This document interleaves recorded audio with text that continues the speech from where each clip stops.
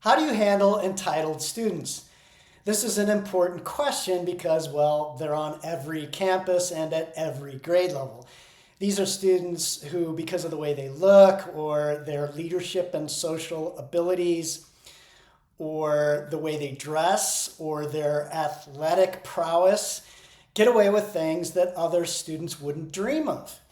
So in this video, I'm going to give you six they're not strategies so much as guidelines to follow to ensure that it doesn't happen on your watch. To make sure that you're one of the rare teachers who sees what's really going on and doesn't stand for it. Now, if you're like me, this sort of thing, this entitled student thing drives me crazy. It's not fair to the rest of the students. It's also not fair to that student. We're going to talk about that in the takeaway. But these are kids, again, that because of their specialness, because of these traits, many teachers get sucked into it. Teachers trying to be friends with these students, making excuses for them, letting them off the hook. All these kind of things is just terrible for your school, for your community. And so these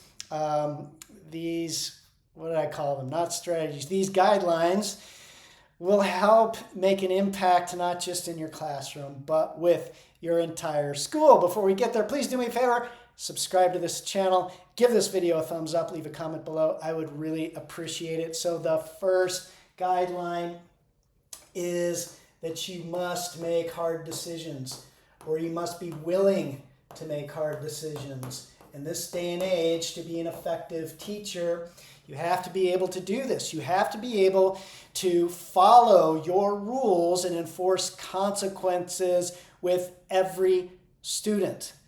So that means you're a referee rather than a judge. So you don't enforce a consequence based on who the student is, what you believe their intent is, how you're feeling in the moment. No, you just follow it because a student broke a rule. That's it.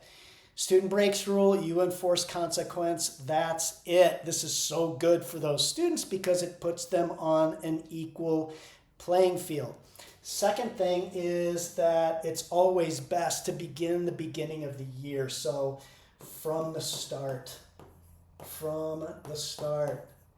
If you have an entitled student who bullying other students, getting away with things, really flaunting their entitlement, which many of them will do if you give them a chance, and you try to fix it mid-year, it's really difficult. You're going to get a lot of pushback, a lot of aggressive pushback, potentially also from parents. So it's always best to commit to your rules, consequences, policies, and procedures before the school year begins. Decide that no matter what, they're going to have to fire you or get one of those hooks and pull you out of the classroom before you give in. Next thing is you must ignore these students. You will identify them early in your classroom, and you must make an effort to ignore them. Now, this doesn't mean that you're going to slight them. You may say hello to them like everyone else. It just means that you are not going to play favorites. You're not going to look at them and see how they react to your lesson or your instruction or anything like that. You're not going to spend more time with them than others. You see these teachers who play favorites and they get pulled in, and you see them wanting to be around these students. It's sort of awkward for me to say, but it's absolutely true. And it's really common. You see it a lot. I know you've seen it too. And it's bad for those students. So you're best to ignore them and treat them, again, just like everyone else. One of the principles of smart classroom management with building rapport with students is to see yourself as the leader of the classroom who has a relationship with their entire class.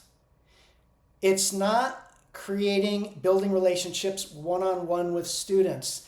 This does not work. Lots of bad things happen, including this one. We've found over the decades of working and doing this and testing this, that this approach creates far more influence than the latter. Lots and lots of benefits to seeing things this way, and this is one of them. The next thing is that you're going to humble them.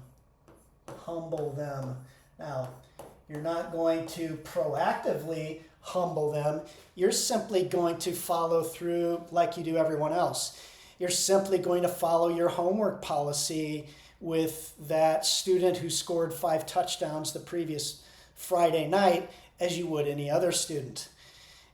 You're going to follow your rules the same as any other student. It doesn't matter.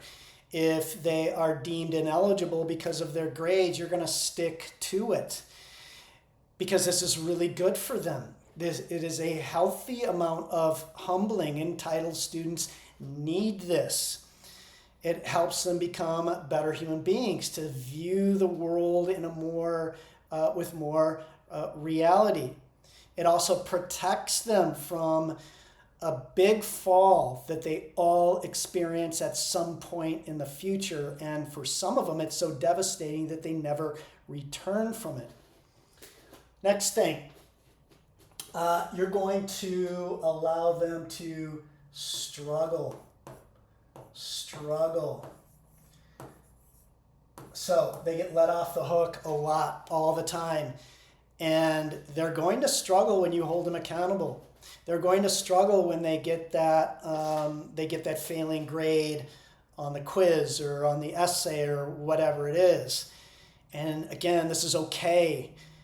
We want them wrestling with these things. It's how they grow and mature and become successful as they grow older. It also helps them to become better people and to empathize with others in their classroom. You see these kids begin to change after a while and start, at least in your classroom, they start hanging out with and interacting with students that they never have before in years previously or will in other classrooms. But they do in your classroom. There's a sense of fairness that not only they can feel, but the rest of your class will feel. They'll be cheering you on, and then they'll see also that this entitled student isn't so bad after all. He or she can be just the same as them. And friendships grow this way. I've seen this transition year after year with these certain students. The last thing I want to mention is that it's still important that you say hello to them. They are struggling a little bit in your classroom. Now, I also want to mention that they are going to look up to you as a leader worth following. They're going to admire you. They very, very likely will say something to you at some point about how much they admire you and appreciate you for treating them this way. They really, really respect it. And by the way, their behavior gets so much better. But through the midst of this, it's important to say hello to them just like you would anyone else. To let them know that, no, I'm not picking on you. And they can see, because you're following your plan like a referee, they can see that you're handling it the same way with every student. They start viewing this thing. And it really, really helps them out. It's really powerful. And I mentioned how it would impact your school too. And the way it does is these students, they begin to change. And they begin using their influence in a more positive manner. And so instead of bullying, you see them, because of your example, helping other students out around campus and being that kind of person and leader that you're proud of. Anyway, the last thing I wanted to mention is that if you don't do this, not only are you not doing any favors for that student, but it's discriminatory.